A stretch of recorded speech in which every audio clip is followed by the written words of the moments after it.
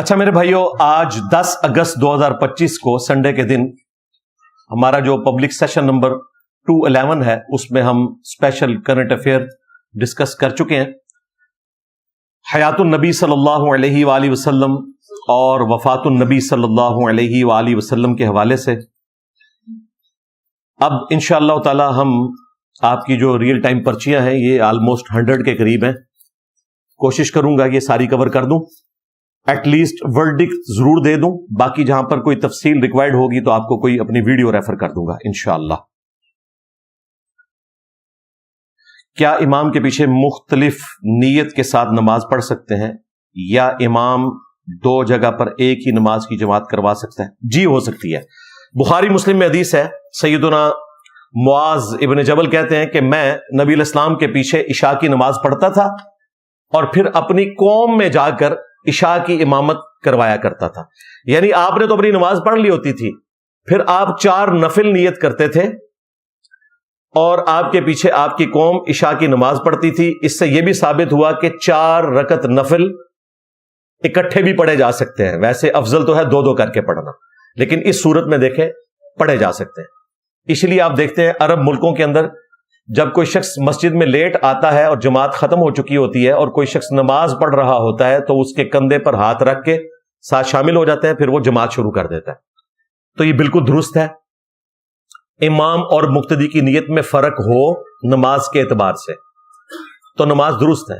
آپ رمضان مبارک میں مسجد میں آئے، تراویح ہو رہی تھی، عشاء کی نماز آپ نے نہیں پڑھی تو آپ تراویح والے امام کے پیچھے 4 رکعت عشاء کے فرض نیت کر لیں، جب وہ 2 پڑھ کے سلام پھیرے آپ 2 رکعتیں اور پوری کر لیں، آپ کو جماعت کا ثواب بھی مل جائے گا اور آپ کے عشاء کے 4 فرض ہو جائیں گے۔ اسی طریقے سے ظہر والے کے پیچھے عصر ہو جاتی ہے، عصر والے کے پیچھے ظہر ہو جاتی ہے۔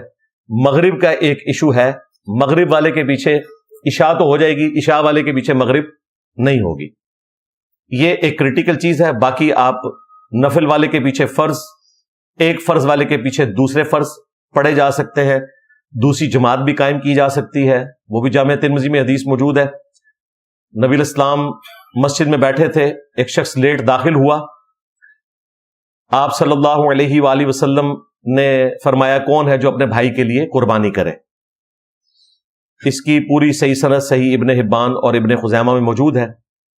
پھر ایک صحابی کھڑے ہوئے، انہوں نے کہا میں اپنے بھائی کے لیے قربانی کروں گا، تو انہوں نے اس کے پیچھے نفل نیت کیے، اس نے فرض نماز پڑھی تو وہ 27 گنا کا جو ثواب بخاری مسلم میں آیا وہ اس کے لیے ہو گیا، الحمدللہ۔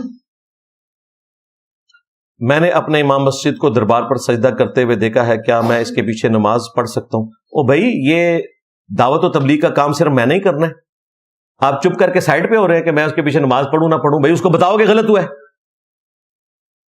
یہ کام ہے کرنے کا کہ کسی مکتب فکر کے نزدیک یہ درست نہیں ہے۔ اعلی حضرت نے تو احکام شریعت میں لکھا ہے کہ قبروں کو سجدہ کرنا یہ حرام ہے، اور قبر کو چومنے کے بارے میں علماء کا اختلاف ہے، بعض چومنے کو جائز سمجھتے ہیں، بعض نہیں سمجھتے، لیکن احوط یہی ہے، یعنی احتیاط اسی میں ہے کہ قبر کو نہ چوما جائے۔ اعلی حضرت تو قبر کے چومنے کے بھی قائل نہیں ہے۔ اسی لیے آپ کو یاد ہوگا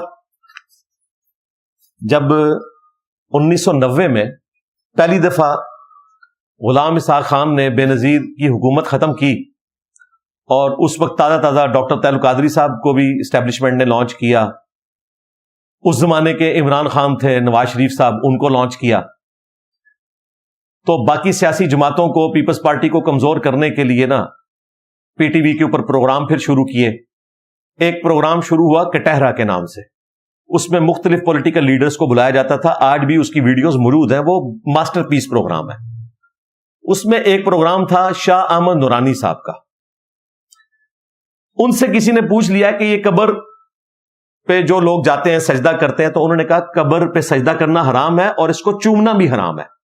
اب سجدے تک تو ساری بریلویوں کو بات ہضم ہوگی، چومنے والی ہضم اس لیے نہیں ہوئی کہ بریلوی چومتے ہیں اور چومنے کی پلی لے کے کہتے ہیں ہم تو چوم رہے ہیں سجدہ نہیں کر رہے، تو چومنا بھی فارغ کر دیا کس نے؟ شاہ احمد نورانی صاحب نے، اور شاہ احمد نورانی کوئی عام آدمی تو نہیں تھا۔ ان کا یہ کہنا کہ قبروں کو چومنا حرام ہے، یہ بہت بڑی بات تھی۔ ہمیں پتا ہے ہماری مسجد میں بھی بڑا ہنگامہ کھڑا ہوا، میں خود بھی اپنے مولانا صاحب کے پاس گیا کہ یہ نورانی صاحب کیا کر رہے ہیں، ہمیں اس وقت نہیں پتا تھا کہ نورانی صاحب نے جو کچھ کہا وہ اعلیٰ حضرت نے لکھا ہوا ہے کہ احوط یہی ہے کہ چومنا بھی نہیں ہے. اور آج آپ دیکھ لیں جو تماشا انہوں نے چومنے کے نام کے اوپر کیا ہوا ہے, بلکہ ہمارے جو مفتی حنیف قریشی صاحب ہیں وہ تو زندہ پیروں کے تلوے جا کے نیچے سے چوم رہے ہیں اور کہہ رہے ہیں سجدہ تو نہیں کیا, چوما ہے. اچھا یہ سمجھتے ہیں کہ سجدے کا مطلب اس وقت تک نہیں ہے جب تک وہ 7 اعضاء پہ پورا نہ ہو, وہ تو نماز کا پروٹوکول ہے. ادروائز اگر کسی شخص کے سامنے آپ ٹو باؤ ڈاؤن کر دیتے ہیں, اپنے ماتھے کو جھکا دیتے ہیں, چاہے آپ کی پیشانی زمین پہ نہ بھی لگے, آپ نے اسے سجدہ کر دیا. سواری کے اوپر سجدہ کس طرح ہوتا تھا؟ صحیح بخاری میں آتا ہے, کوئی ماتھا نہیں لگا. اگر آپ نے اپنے آپ کو اتنا کسی انسان کے سامنے جھکایا کہ اس کے سامنے ماتھے کو جھکا لیا, اب یہ نہیں ہے کہ بالکل آپ نے مٹی میں جا کے گھسنا ہے تو پھر ہی سجدہ ہوگا. سجدہ ہو گیا. اگلے دن میں دیکھ رہا ہوں یہ جو خادم رضوی صاحب کے وہ چھوٹے والا بیٹا ہے انس رضوی, وہ سیدھا جا کے ماتھا ٹیک رہا ہے بابا جی کی قبر کے اوپر. سعد رضوی صاحب بھی, اب آپ پوچھیں گے وہ کہیں گے نہیں جی محبت سے رکھا ہے, ماتھا رکھا ہوا ہے. پھر آپ کو بتائیں گے نہیں جی وہ ساری انگلیاں قبلہ رخ ہوں, پاؤں کے پنجے بھی ہوں, پھر سجدہ ہوتا ہے. او اللہ سے ڈر جاؤ یار, کچھ بھی نہ ہو, صرف سر جھک گیا سجدہ ہو گیا. وہ تو ایک اعلیٰ ترین درجہ ہے کہ نبی الاسلام نے کہا کہ 7 اعضاء پہ آپ نے سجدہ کرنا ہے.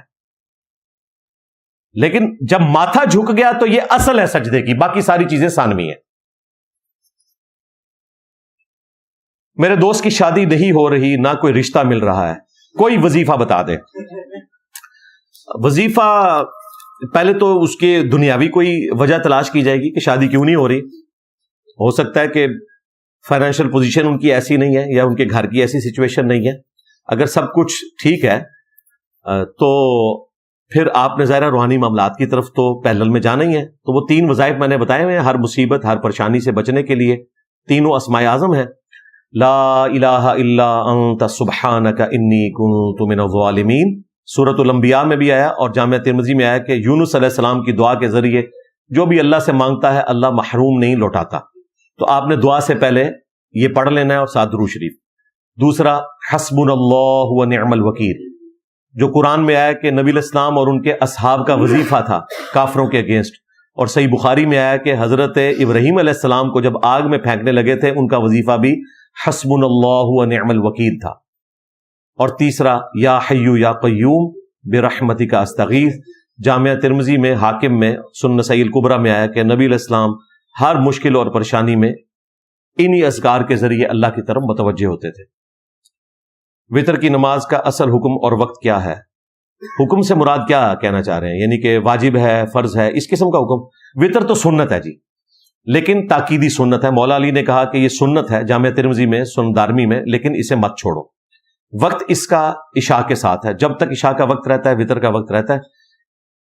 عشاء کے فرض کے فوراً بعد بھی پڑھ سکتے ہیں, آدھی رات کو بھی اٹھ کے پڑھ سکتے ہیں, فجر کا وقت داخل ہونے سے پہلے بھی پڑھ سکتے ہیں.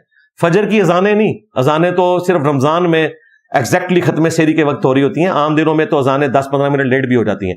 فجر کا وقت داخل ہوتے عشاء کا وقت ختم ہو جاتا ہے, اس وقت تک آپ وتر کی نماز ادا کر سکتے ہیں. 3 وتر ادا کرنا عمومی سنت ہے, 5 بھی ثابت ہے, 7 بھی, 9 بھی, 11 بھی, 13 بھی, اور بعض اصحاب سے 1 وتر پڑھنا بھی ثابت ہے. اسلام میں نامحرم لڑکی کو دیکھنا حرام ہے. آپ نے بولا ہے کہ عمر سیریز دیکھو تو اس میں بھی لڑکیاں ہوتی ہیں, تو ہماری رہنمائی فرمائیں. آپ تو بالکل نہ دیکھیں جی, بالکل بالکل نہ دیکھیں. وہ والا حصہ چھوڑ دیں, باقی والا حصہ دیکھیں. اگر مجھے مغرب کی نماز عشاء کے ساتھ جمع کرنی پڑے لیکن عشاء کی جماعت کھڑی ہو تو اس صورت میں کیا کروں؟ پھر آپ عشاء کی نماز پڑھ لیں, اس کے پیچھے مغرب تو نہیں ہو سکتی نا. عشاء کی نماز پڑھیں, اس کے بعد مغرب پڑھ لیں. یہ ترتیب کو قائم رکھنا یہ افضل ہے, سنت ہے. لیکن ترتیب اگر ٹوٹ جائے اس طرح کی مجبوری کی وجہ سے تو نماز ہو جائے گی. ٹھیک ہے, تو پہلے عشاء پڑھیں, اس کے بعد مغرب پڑھ لیں. یہ پہلے سوال میں بھی میں نے کور کر دیا تھا. کیا سید کسی اور کے پیچھے نماز پڑھ سکتا ہے؟ قرآن و حدیث سے جواب دیں. یار یہ پتہ نہیں آپ نے کہاں سے نکالا ہے. جو سیدوں کے سید ہیں محمد رسول اللہ صلی اللہ علیہ وآلہ وسلم, انہوں نے تو عبد الرحمن بن عوف کے پیچھے نماز پڑھی ہے. عبد الرحمن بن عوف جو تھے وہ بنو ہاشم سے تو نہیں تھے. صحیح مسلم میں آتا ہے کہ ایک سفر کے دوران نبی علیہ السلام تھوڑا لیٹ ہو گئے تو پھر صحابہ کرام نے دیکھا کہ عصر کا وقت نکل رہا ہے، تو جماعت کے لیے عبد الرحمن بن عوف کو آگے کیا. ابھی ایک رکعت ہی پڑی تھی تو نبی الاسلام تشریف لے آئے، تو صحابہ کرام نے یوں ہاتھ پہ ہاتھ مار کر ان کو مطلع کیا. عبد الرحمن بن عوف مصلی چھوڑنے لگے تو نبی الاسلام نے ان کو اشارہ کیا کہ وہ نماز پڑھاتے رہے، تو آپ نے پیچھے نماز پڑھی. جب سلام پھرا تو آپ نے ایک رکعت مکمل کی. اب صحابہ جو ہیں وہ ڈرے ہوئے ہیں، استغفار پڑھ رہے ہیں. تو آپ نے فرمایا کہ اگر امام کو غلطی پر مطلع کرنا ہو تو پھر مرد جو ہے وہ سبحان اللہ کہیں گے اور عورتیں جو ہیں یوں ہاتھ پہ ہاتھ ماریں گی. تصفیق اسے کہا جاتا ہے. یہی واقعہ صحیح بخاری میں حضرت ابو بکر کے بارے میں آتا ہے رضی اللہ تعالیٰ عنہ، لیکن انہوں نے نبی اسلام کے منع کرنے کے باوجود مصلی چھوڑ دیا. مجبوراً پھر نبی اسلام مصلی پر آئے. پھر سلام پھیرنے کے بعد آپ نے حضرت ابو بکر سے کہا کہ جب میں نے حکم دیا تھا تو تم نے مصلی کیوں چھوڑ دیا؟ تو انہوں نے کہا کہ ابو قحافہ کے بیٹے کی کیا مجال کہ اللہ کے رسول آ جائیں اور وہ مصلی امامت پر کھڑا رہے. یعنی ان کی ایک محبت کا تقاضا تھا. دونوں باتیں اپنی جگہ درست ہیں. حضرت عبد الرحمن بن عوف نے بھی جو عمل کیا وہ بھی اپنی جگہ درست ہے. سیدنا ابو بکر نے جو کچھ کیا وہ بھی اپنی جگہ درست ہے. تو اس سے آپ کو آپ کے سوال کا جواب مل گیا. کیا خلافت کے قیام کے لیے جد و جہد کرنا ضروری ہے؟ بالکل کرنا چاہیے. زیادہ سے زیادہ ویلاگز ریکارڈ کروائیں اے سی والے کمروں میں، زیادہ سے زیادہ انٹرنیشنل ٹورز کریں، زیادہ سے زیادہ چندہ اکٹھا کریں، لوگوں کا لہو گرمائیں. جب آپ کے اوپر ایف آئی آرز ہوں تو آپ ملک چھوڑ کے باہر چلے جائیں. یہ کریں، آپ زیادہ سے زیادہ کام کریں خلافت کے اوپر. باقی جو ڈاکٹر اسرار صاحب نے یا باقی لوگوں نے کام کیا ہے تو اللہ کا شکر ہے کہ ڈاکٹر اسرار صاحب نے ایک دن بھی جیل نہیں کاٹی. 1974 میں ان کے پاس ٹوئٹا گاڑی تھی. میری پیدائش سے بھی 3 سال پہلے کی بات کر رہا ہوں. میرے پاس آج بھی موٹر بائک ہے. میرے ایک ایتھیسٹ دوست نے مجھ سے سوال کیا، جیسے اللہ قرآن میں فرماتا ہے یقیناً ہم نے انسان کو بہترین صورت میں پیدا کیا، تو پھر جو بچے مختلف بیماریاں، یہ بیماریوں کا تو بات ہی نہیں ہے. اللہ تعالیٰ نے تو قرآن میں یہ بھی کہا ہے کہ ہم شر اور خیر کے ذریعے آزماتے ہیں. تم میں سے کوئی بڑی عمر کو پہنچ کے فوت ہوتا ہے، کوئی جوانی میں فوت ہو جاتا ہے. اب آپ کے نزدیک تو انصاف یہ ہے کہ ساروں کی عمر ہی 60 سال ہونی چاہیے. تو احسنی تقویم سے مراد یہ ہے کہ اللہ تعالیٰ نے اسپیشی کے طور پر اس کو سب سے بہترین اسپیشی بنایا. اگر اس میں کوئی معذور ہے، کسی کا ذہنی توازن ٹھیک نہیں ہے، تو اس کے بارے میں نہیں ہے. وہ آزمائش ہے باقی رشتہ داروں کے لیے. اللہ تعالیٰ نے اس کے ذریعے ان کو آزمایا ہے. باقی آخرت میں اللہ تعالیٰ اس کو اجر دے دے گا. اس سے تو قلم ہی اٹھا ہوا ہے، صحیح بخاری میں آیا، پاگل سے، مجنون سے، سوئے ہوئے شخص سے، نابالغ سے. میرے والد کی وفات کے تقریباً 7 ماہ بعد 2 اجنبی لوگ قرضے کا مطالبہ کر رہے ہیں جنہیں ہم نہیں جانتے. نہ ان کے پاس کوئی ریٹن ثبوت ہے. ریٹن ثبوت نہیں ہے پھر تو ظاہر ہے آپ پابند نہیں ہیں. لیکن اگر وہ ثقہ اور صدوق سچے لوگ ہیں، لوگ ان کی سچائی کی گواہی دیتے ہیں، پھر تو یقیناً ٹھیک بات کر رہے ہوں گے. تو پھر آپ قرضہ اتارنے کی کوشش کریں. ادروائز ظاہر ہے ریٹن میں اس لیے بھی نہیں ہوتا کہ لوگ آج کل ریٹن میں کرتے نہیں. حالانکہ قرآن میں سورۃ البقرہ میں جو قرآن کی سب سے لمبی آیت ہے وہ لین دین کے معاملات سے متعلق ہے کہ آپ نے اس کو ریٹن ریکارڈ میں رکھنا ہے. تو یہ غلطی ہو جاتی ہے. یہ آپ خود ہی اجتہاد کریں. ہو سکتا ہے کہ وہ ٹھیک ہی بول رہے ہوں. اگر ان کا کریکٹر درست ہے، جھوٹ بولنے والے نہیں ہیں، کریکٹر والے لوگ ہیں، تو پھر یقیناً آپ کو ان کی بات کا اعتماد کرنا چاہیے. نان مسلم ملک کی آرمی کو جوائن کرنا کیسا ہے؟ جیسا کہ بہت سے مسلمان انڈین آرمی میں پاکستان کے خلاف لڑنے آئے اور ہمارے مسلمان بھائی شہید ہوتے ہیں. یہ آخرت میں اللہ تعالیٰ فیصلہ کرے گا کون شہید ہے کون شہید نہیں ہے. رہا اس قسم کی جو آرمی والا معاملہ ہے، یہ ایک مشکل سوال ہے جی. اب تو نیشن سٹیٹس بن چکی ہیں، آپ ان کو لے کے بیٹھے ہیں. مسلمان کے خلاف لڑتا ہے. 1979 میں جب ایران میں انقلاب آیا تو آج جو مسلمانوں کا ہیرو بنا ہوا ہے صدام حسین، اس بدماش کو امریکہ نے کہہ کر ایران کے اوپر چڑھا دیا. 7-8 سال کی جنگ مسلط کر دی. انہیں خطرہ تھا کہ عراق میں بھی 60% شیعہ ہیں تو وہاں پر بھی اسلامک ریولوشن نہ آ جائے، پاکستان میں اسلامک ریولوشن نہ آ جائے. اس لیے ان کو انگیج کر دیا اور لاکھوں لوگ اس میں مارے گئے، دونوں طرف مسلمان. پھر امریکہ نے اسرائیل کے ذریعے ایران کو وہ اسلحہ بیچا جس کے ذریعے وہ صدام حسین کو شکست دے سکے. دیکھیں ذرا کتنے بڑے ڈرامے باز ہیں. جنگیں کرواتے ہیں، پھر اسلحہ بھی خود دیتے ہیں. اور وہی پلی ہے جو لیتے ہیں یہ ہمارے سنی حضرات اور کہتے ہیں ایران جو ہے وہ امریکہ کا ایجنٹ ہے، وہ اس واقعے کی وجہ سے جو اس وقت جو جنگ ہوئی تھی 80s میں، حالانکہ اس کا پس منظر ہی کچھ اور تھا۔ تو یہ کوئی اتنا آسان معاملہ نہیں اس کا فیصلہ کرنا۔ ہم تو آپ کو یہ مشورہ دیں گے کہ نان مسلم وہ کنٹریز جو مسلمانوں کے خلاف جنگیں لڑتے ہیں، ناحق جنگیں لڑتے ہیں، ان کی کسی بھی اس قسم کی آرمی کی جاب آپ نہ کریں، کوئی اور جاب کریں۔ سی سی ڈی کے متعلق آپ کا کیا موقف ہے؟ دیکھیں، سی سی ڈی تو بعد کی چیز ہے، ہم تو شروع سے یہ موقف رکھتے ہیں کہ ایکسٹرا جوڈیشل ایکٹیویٹی خواہ کوئی مذہبی جماعت کرے، خواہ کوئی پولیٹیکل جماعت، خواہ کوئی ریاستی ادارہ، شرعی طور پر یہ درست نہیں ہے۔ اب رہا سی سی ڈی کا معاملہ، تو پرسوں ہمارے پاس وہ آئے ہوئے تھے میاں عمران ارشد صاحب، آپ کو پتا ہے کرائم رپورٹر ہیں، وہ دو ہی یہ ٹاپ کے کرائم رپورٹر ہیں، اقرار الحسن بھائی ہیں اور یہ میاں عمران صاحب ہیں۔ تو انہوں نے بھی مجھ سے سوال کیا ہے، آلموسٹ 3 گھنٹے کی پوڈ کاسٹ وہ ریکارڈ ہوئی ہے، وہ نیو ٹی وی کے اوپر بھی چلے گی اور ان کے اپنے آفیشیل چینل کے اوپر بھی۔ ماسٹر پیس ہے جی، ایکسٹرا آرڈنری کوسچنز انہوں نے کیے ہیں، یہ ٹاپک بھی ڈسکس کیا ہے۔ انہوں نے بھی جب مجھ سے یہ پوچھا تو میں نے کہا جی اس کا جواب تو آپ آلریڈی دے چکے ہیں، کیونکہ انہوں نے سی سی ڈی کے حوالے سے ویڈیو ریکارڈ کروائی ہے کہ یہ غلط کام ہو رہا ہے۔ جس دن انہوں نے ویڈیو ریکارڈ کروائی اس کے 1 ہفتے کے اندر لاہور میں وہ واقعہ رپورٹ ہوا، جو ایک قاری صاحب بیچارے چہل قدمی کر رہے ہیں لاہور جیسے شہر میں اپنی بیوی کے ساتھ، اور وہاں سے 3 اوباش نوجوان گزرے ہیں اور انہوں نے زبردستی منہ کالا کیا ان کی وائف کے ساتھ، چوتھے کو فون کر کے بلایا۔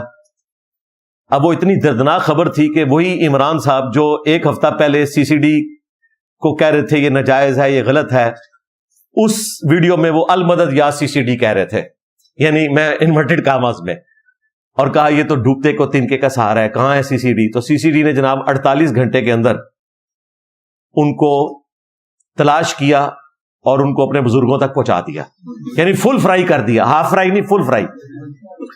تو میں نے ان کو جواب دیا، میں نے کہا آپ بھی تو خود مان رہے ہیں، جب جوڈیشری کا سسٹم اتنا کمزور ہو اور جج جرت نہ کریں سزائیں دینے کی، صرف بڑے جج دے سکتے ہیں سزائیں جن کو لائف ٹائم سیکورٹی ملی ہوتی ہے، ہائی کورٹ کا کوئی چیف جسٹس ہے، سپریم کورٹ کا، عام ججز تو ظاہر ہے ہماری طرح کی زندگی گزار رہے ہیں، بزدلی کا مظاہرہ کرتے ہیں، اسی وجہ سے پھر فوجی عدالتیں بنانی پڑتی ہیں۔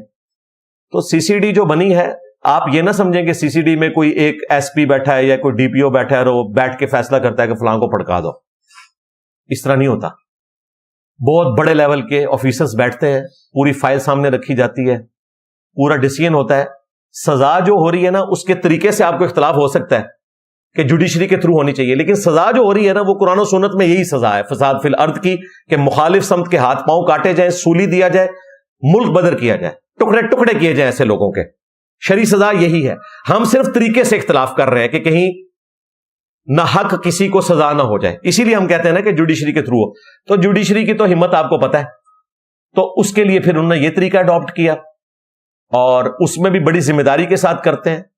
فی الوقت تو ہمارے علم میں جتنی باتیں ہیں ڈومینیٹ، ہمارے جیلم شہر میں بھی انہوں نے فل فرائی کی ہیں، تو وہ لوگ ہیں جن کے شر کی وجہ سے دہائیوں سے لوگ پریشان تھے اور لوگ شکر ادا کر رہے ہیں۔ لیکن اس کے باوجود میں کہوں گا کہ قانون کی پاسداری ہونی چاہیے۔ اگر کوئی اس طرح کا ادارہ آپ بنانا چاہتے ہیں اور اسے سیمی جوڈیشری بنانا چاہتے ہیں تو اس کے لیے پھر قانون سازی کریں، آئینی ترمیم لے آئیں کوئی، اور اس کو قانونی شکل دیں۔ قانونی شکل دیے بغیر اگر ایسے ہوگا تو کبھی نہ کبھی کوئی اس طرح کی ایکٹیویٹی پرفارم ہو سکتی ہے۔ فی الوقت تو وہ اپنے معاملات کو لے کر چلتے ہیں، لیکن ہم چونکہ آئین، قانون اور قرآن و سنت کی بات کرتے ہیں تو اس لیے میں نے اس کے تمام پہلو جو تھے ان پہ روشنی نہیں، اتنا بڑا بلب روشن کر کے آپ کو ہر اینگل سے بتا دیا۔ ہم اکثر ایک واقعہ سنتے ہیں کہ ایک نہایت بوڑھی اور نیک عورت جس نے ایک بلی کو کمرے میں قید کر دیا جس کی وجہ سے جہنم میں چلی گئی۔ کیا یہ زیادتی معلوم نہیں ہوتی کہ ایک چھوٹی سی غلطی، یہ چھوٹی غلطی ہے؟ قرآن میں تو ہے جس نے ایک جان کو ناحق قتل کیا، پوری انسانیت کو قتل کیا، چاہے وہ مسلم تھا، نان مسلم تھا، جان تھی۔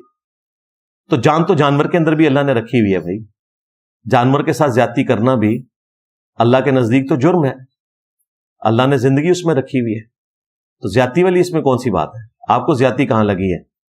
ہاں، جانور کو آپ اللہ کے نام پر اگر ذبح کریں تو درست ہے. جس طرح ہم عید قربان کے موقع پر یا گوشت حاصل کرنے کے لیے بسم اللہ اللہ اکبر کہہ کے جانور کو قربان کرتے ہیں. کیوں؟ جان اللہ کی امانت ہے. اللہ کے نام کے بغیر آپ کسی کی جان نہیں لے سکتے. اگر آپ اس کے بغیر لیں گے تو جانور حرام ہو جائے گا. میدان جنگ میں بھی آپ انسان کی جان لیتے ہیں لیکن اللہ کے نام کے اوپر. کافر سے جب آپ لڑ رہے ہیں تو وہ بھی تو جان ہے لیکن اللہ کے نام پہ اس کی جان لی جا رہی ہے. تو اللہ کے نام پر جان لی جا سکتی ہے, جانور کی بھی انسان کی بھی. اس کے بغیر اگر آپ لیں گے تو بلی کی تو اللہ کے نام پہ نہیں لینی. آپ نے بلی روسٹ تو نہیں کھلانی کسی کو, نہ گدھا روسٹ کھلانا ہے. تو کسی صورت بھی اس طریقے سے جان نہیں لی جا سکتی. کیا ہم اس ملک کو اسلامک جمہوریہ پاکستان کہہ سکتے ہیں جہاں ابھی بھی کل کی تاریخ میں اسلام آباد کے 4 بڑے ہوٹلوں کو شراب فروشی کی اجازت ملی ہے؟ تو اس سے اسلامک ریپبلک آف پاکستان کو کیا فرق پڑتا ہے؟ شراب نوشی تو حضرت عمر کے زمانے میں بھی بہت تھی, بخاری مسلم میں آتا ہے. اس لیے انہوں نے سزا 40 سے 80 کوڑے کر دی تھی کیونکہ لوگوں کے پاس پیسہ آ گیا تھا. آپ تو سوچ رہے ہوں گے کہ بڑے دیکھتے لوگ, حضرت عمر کے زمانے میں بخاری مسلم کے الفاظ ہیں شراب نوشی بڑھ گئی کیونکہ پیسہ کھلا آ رہا تھا. ہاں, اس کو قانونی شکل دینا یہ کریٹیکل چیز ہے جو آپ نے ہائی لائٹ کی. تو بھائی اگر اس طرح کی اجازت دی ہے یا پرمٹ دیا جاتا ہے کسی کرسچن کو, ہندو کو, تو وہ تو کہتے ہیں ہمارے نزدیک تو یہ جائز ہی نہیں ہے. تو بالکل یہ قرآن و سنت کے خلاف ہے. اس کے خلاف ہم پروٹیسٹ کریں, اس کی غلطی کو ہائی لائٹ کریں, اس کی وجہ سے باقی ساری چیزیں زیرو سے ملٹیپلائی نہیں ہوں گی. باقی تو ہم مانتے ہیں کہ اسلامک ریپبلک آف جاپان ہے جہاں پہ 4-5 سال کا بچہ بھی اکیلا اسکول جاتا ہے, اس کو کوئی خطرہ نہیں ہے. بس سٹاپ پہ کھڑا ہوتا ہے, کوئی خطرہ نہیں ہے. اتنا امن ہے, کمال ہے, کوئی شک نہیں اس میں. مسجد کی تعمیر کے پیسوں میں ہیرا پھیری کرنے والوں کے بارے میں آپ کیا کہتے ہیں؟ یہ پوچھنے والی بات ہے بھائی. حرام کھا رہے جہنم میں جائیں گے. چاہے آپ انسان کا حق کھائیں یا اللہ کا حق کھائیں, دونوں صورتوں میں دوزخ کی آگ ہے جو آپ اپنے پیٹ میں بھر رہے ہیں. یہ پوچھنے والی بات ہی نہیں بھائی. صحیح مسلم میں حدیث ہے, گناہ وہ جو تیرے دل میں کھٹکے اور تو اس بات سے آر محسوس کرے کہ لوگ اس پر مطلع ہوں. میں انٹرنیشنل ٹریولر ہوں, بعض دفعہ ہمیں کھانے کے لیے حلال کھانا نہیں ملتا, تو کیا ہم کوئی حرام چیز کھا کر گزارا کر سکتے ہیں؟ یعنی یہ جنگلوں میں جاتے ہیں, یہی کہہ رہے ہوں گے نا. ہاں, تو آپ پتے کھا لیے کریں, پتے حلال ہیں, حرام پھر بھی نہیں کھانا آپ نے. میں تو نہیں مانتا کوئی جگہ ایسی ہے جہاں پہ آپ کو حلال چیز نہ ملے. حلال چیز تو آپ کو چائنا میں مل جاتی ہے, یورپ میں بھی, امریکہ میں, ہر جگہ پہ مل جاتی ہے. درختوں کے پتے تو مل ہی جائیں گے نا. کھجوریں آپ اپنے ساتھ رکھ لیں, بادام رکھ لیں, کوئی مسئلہ نہیں. یہ تو کوشچن ویلڈ ہی نہیں ہے بھائی. چسکے اگر آپ نے اب لینے ہیں تو اس کا تو کوئی علاج نہیں ہے بھائی. بیمہ پالیسی کروانا اگر اسلامک بینکنگ کے تھرو ہو تو وہ آپ کروا سکتے ہیں. تکافل بالکل درست ہے, وہ اسلامک رولز کے مطابق ہے. باقی جو عام ہے وہ درست نہیں ہے. اگر کسی نے کروائی بھی ہے تو ختم کروائیں, اصل رقم آپ اپنے پاس رکھیں اور جو اضافی رقم ہے وہ بغیر ثواب کے نیت کے کسی چیریٹی کے کام میں لگا دیں. میں انٹرنیشنل ٹریول ہوں, بعض اوقات فلائٹ کا دورانیہ 15 گھنٹے کا بھی ہوتا ہے, تو کیا اس صورت میں 4 نمازوں کو جمع کیا جا سکتا ہے؟ 4 نمازوں کو آپ نے کیوں جمع کرنا ہے؟ 15 گھنٹے میں آپ زور اثر کو جمع کریں الگ سے, مغربی عشاء کو الگ سے, بجائے چاروں کو اکٹھا کرنے کے اپنے اپنے اوقات میں کریں. آپ کو یہ پوچھنا چاہیے تھا کیا جہاز میں بیٹھ کے میں نماز پڑھ سکتا ہوں؟ جی پڑھ سکتے ہیں آپ, مجبوراً ہے. لیکن یہ تو نہیں کہ آپ نے زور کے ساتھ عشاء بھی پڑھ دینی ہے. زور اثر کے وقت میں, یعنی زور کا وقت داخل ہونے سے لے کر غروب آفتاب تک زور اثر کو جمع کر لیں, اور جب غروب آفتاب ہو جائے اس کے بعد مغربی عشاء کا وقت فجر تک رہتا ہے, اس وقت آپ جمع کر لیں مغربی عشاء کو. ایک تو ہم کمارے ہیں اور اوپر سے بے روزگار ہیں, نہ گھر میں عزت ہے نہ باہر, ہم کیا کریں؟ بالکل آپ اسی قابل ہیں, آپ کے ساتھ ٹھیک ہو رہی ہے. بس یہ آپ ہڈرامیاں چھوڑ دیں نا. روزگار ہے بھائی, آپ کرنا نہیں چاہتے. ہمارے عثمان بھائی ہیں, ان کی دکان پہ جب بھی کوئی بھیک مانگنے کے لیے آتا ہے نا نیا بیلچا اٹھا کے، آپ نے دیکھا ہے آج کل چوراہوں پہ آپ کو وہ نئے بیلچوں کے ساتھ لوگ نظر آئیں گے، بعض نے ساتھ اپنی بیوی کھڑی کی ہوگی، چھوٹا سا بچہ ہوگا، آپ کو ترس آ جائے گا، اور بیلچا بالکل نیا ہوگا جیسا کہ ابھی دکان سے لے کر آئے، اس نے زندگی میں کبھی مزدوری نہیں کی۔ تو ایسے لوگوں کو آپ نے بھیک دینی ہے کیا؟ یہ تو پروموٹ کریں گے آپ اس سسٹم کو۔ تو ہمارے عثمان بھائی کے پاس جب کوئی آتا ہے تو عثمان بھائی کہتے ہیں ٹھیک ہے میں تمہیں نوکری لگوا دیتا ہوں، بیلچا تو اٹھایا ہوا ہے تو ٹھیک ہے مزدوری لے دیتا ہوں۔ تو وہ کہتے ہیں میری زندگی میں ابھی تک کوئی بندہ نہیں آیا جو مزدوری کے لیے تیار ہو، تو ہارڈر عام ہے۔ تو اس طرح کی مزدوری تو اویلیبل ہے نا بھائی، آپ نے افسر لگنا ہے۔ جن صحابہ کرام کی آپ مثالیں دیتے ہیں وہ تو یہی کام کرتے تھے، بھیڑ بکریاں چرایا کرتے تھے، اس وقت تو 2 وقت کی روٹی ایک ایشو تھا۔ یہ بھائی انسانیت نے جو مبارک دور آج دیکھا ہوا ہے نا، یہ آپ سمجھ لیں 16ویں اور 17ویں صدی عیسوی کے بعد سے یہ دور آیا ہے کہ جب انسان جو ہے وہ اتنا زیادہ سیولائزڈ ہوا ہے اس حوالے سے کہ وہ فیسلٹیز اویل کر رہا ہے۔ پہلے 2 وقت کی روٹی ایشو ہوتی تھی، اسی کے پیچھے جنگیں ہوتی تھیں، اسی کے پیچھے شہنشاہ دوسرے ملکوں پہ حملہ کرتے تھے، ان کی زمینیں ہتھیا لیتے تھے، اسی کی بنیاد کے اوپر سمندری سفر اختیار کرتے تھے، نئے نئے کانٹیننٹ دریافت کیے جاتے تھے، وہاں کی معدنیات کو حاصل کیا جاتا تھا تاکہ ہماری روٹی روزی پوری ہو۔ یہ آپ کو جو پوسٹ ورلڈ وار 2 دنیا نظر آ رہی ہے، یہ تو دنیا کو جنت بنا دیا سائنس نے، آپ ساری فیسلٹیز اویل کر رہے ہیں۔ تو 2 وقت کی روٹی انبیاء کرام نے بھی تکلیف سے کمائی ہے۔ صحیح مسلم میں آیا کہ حضرت زکریا علیہ السلام بڑھئی تھے، لکڑی کا کام کرتے تھے، آپ تو اس کام کو کم تر سمجھتے ہیں۔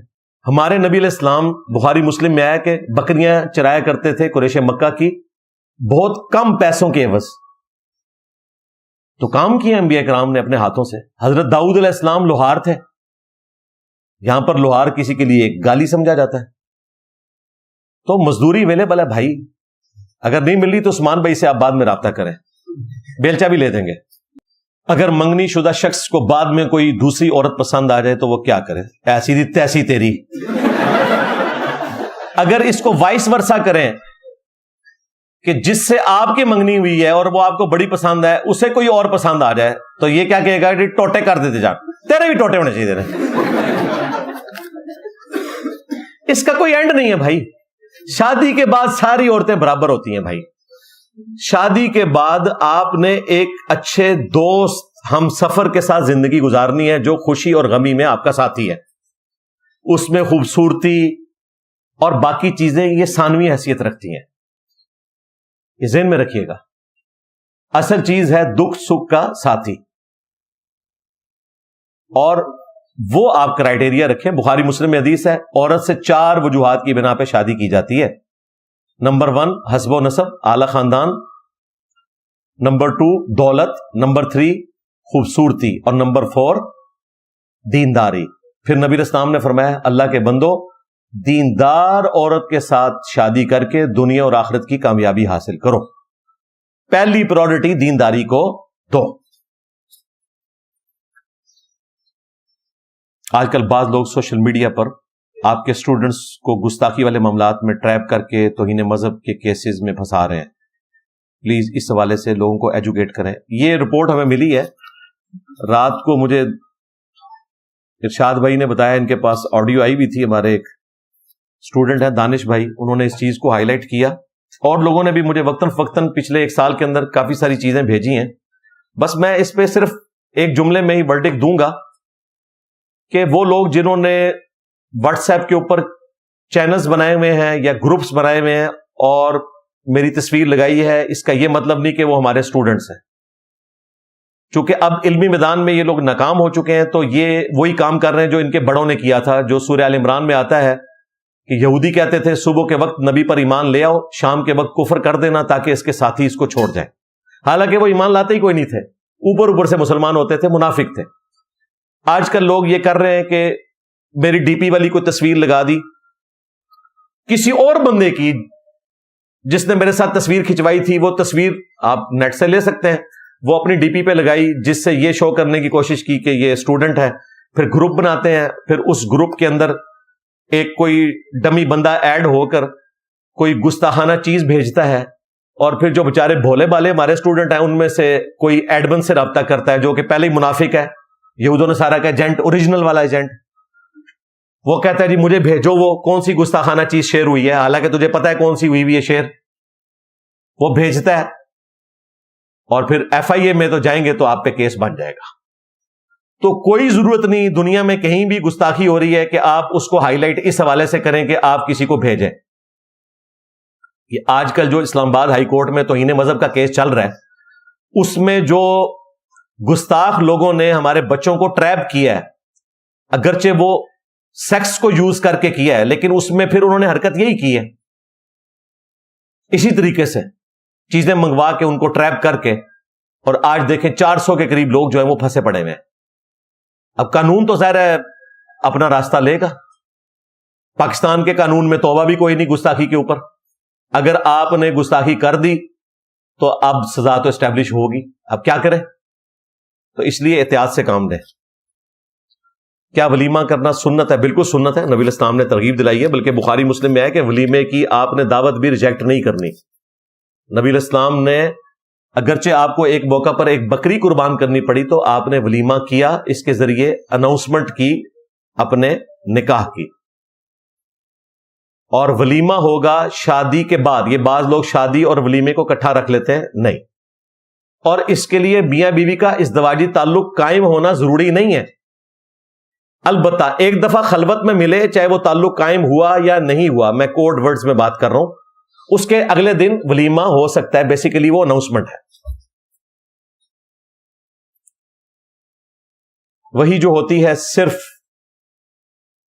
نبیوں یا رسولوں پر آتی ہے، لیکن حضرت جبرائیل علیہ السلام حضرت مریم پر بھی پیغام لے کر آئے، ان کا بتا دیں۔ اس کے اوپر میری ویڈیو ریکارڈ ہے، یہ تو قرآن میں موجود ہے، موسیٰ علیہ السلام کی والدہ کے دل پر بھی القاء ہوا تھا، تو اس امت میں یہ بین ہوا ہے۔ جس طرح قرآن میں آیا کہ حضرت جبرائیل علیہ السلام اور سارے فرشتوں نے آدم علیہ السلام کو سجدہ کیا، ادھر نہیں آپ کا دماغ کام کیا کہ پرچی پہ وہ بھی لکھے، تو ہم اپنے نبی کو سجدہ کیوں نہیں کر سکتے؟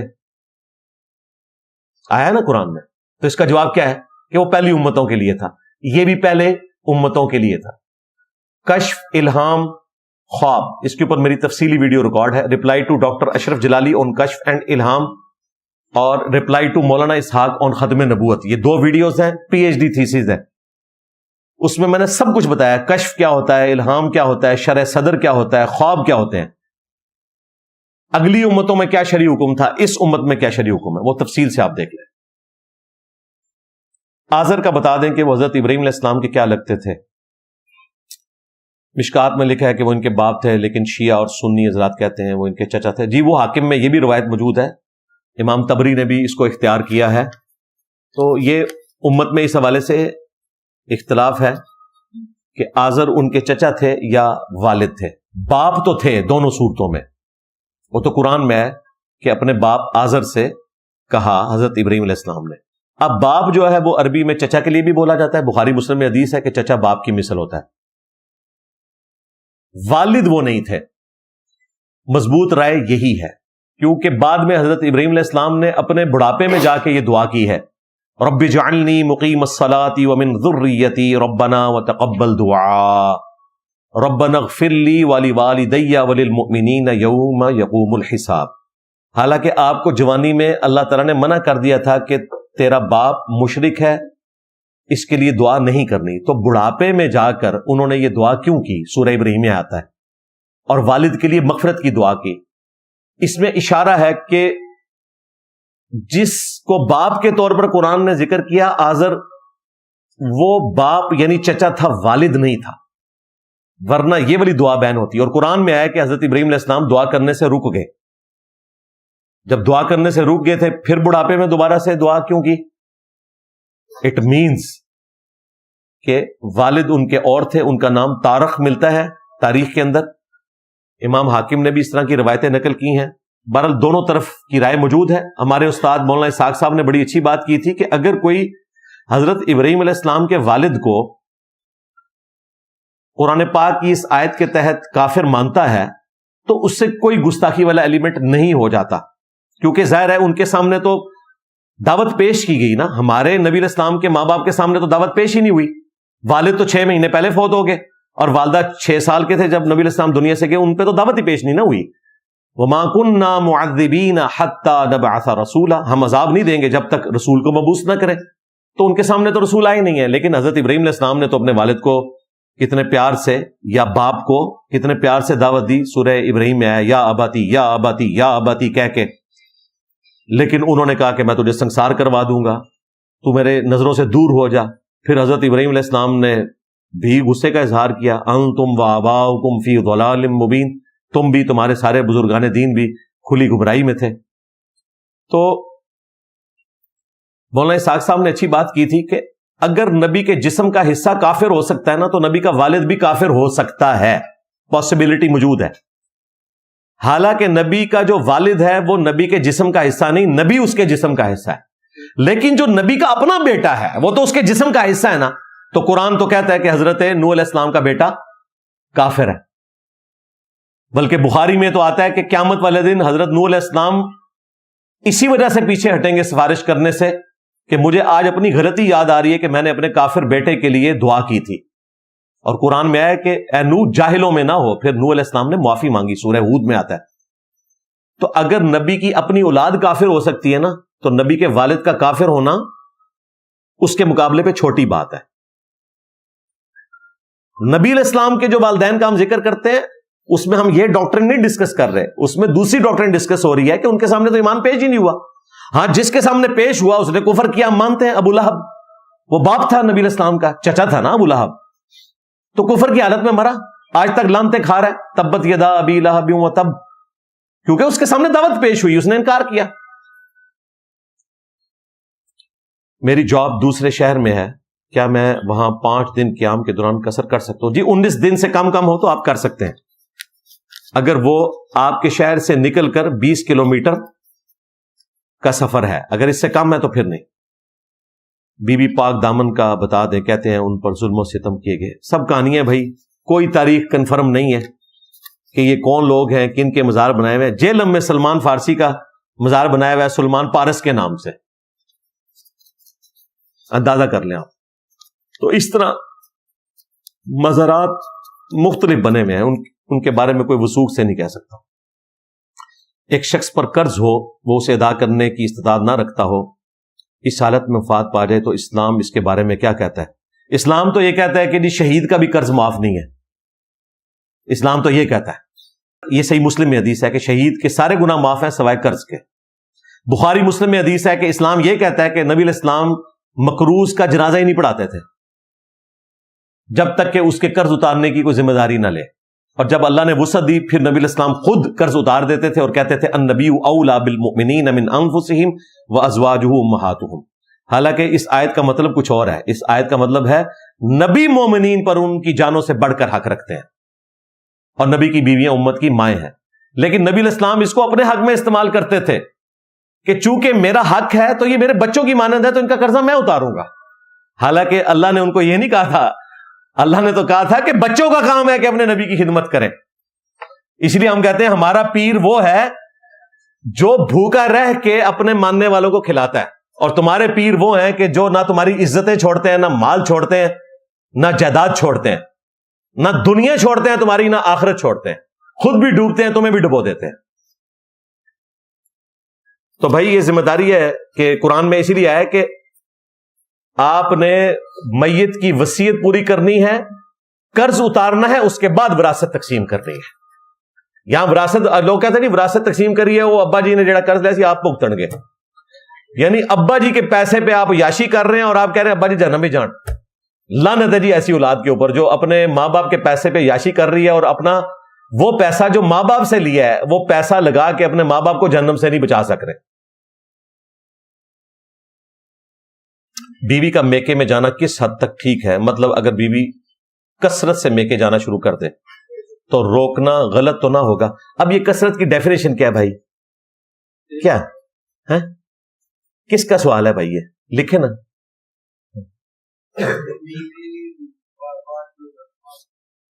پاس ہی گھر ہوگا نا، روزانہ جائے، کیا مسئلہ ہے؟ ہاں کتنی دور ہے؟ آؤٹ آف سٹی ہے، ہر ہفتے جاتی ہے. کیا ہو گیا پائے نا؟ اچھا اچھا اچھا ٹھیک, اچھا آؤٹ آف سٹی ہے, پھر وہاں جا کے رہنا شروع کر دیتی ہیں. نہیں میں نے یہ نہیں پوچھا, رہتی ہیں وہاں, یہ صبح جاتی ہیں شام کو واپس آ جاتی ہیں؟ ہفتے میں, ہر ہفتے بچے ہیں آپ کے؟ ہاں تو پھر اس بیچاری کو مصروفیت چاہیے نا, تو آپ ٹائم نہیں دے سکتے تو وہاں چلی جاتی ہے, جانے دیں, ٹھیک کر رہی ہے, کرتے رہو. دیکھیں جب مصروفیت نہیں ہے تو کوئی مصروفیت تو اس نے رکھنی ہے نا, تو اس لیے بیچاری چلی جاتی ہے. باقی یہ کہ اس کے ہاتھ پاؤں دبائیں آپ اور گزارش کریں.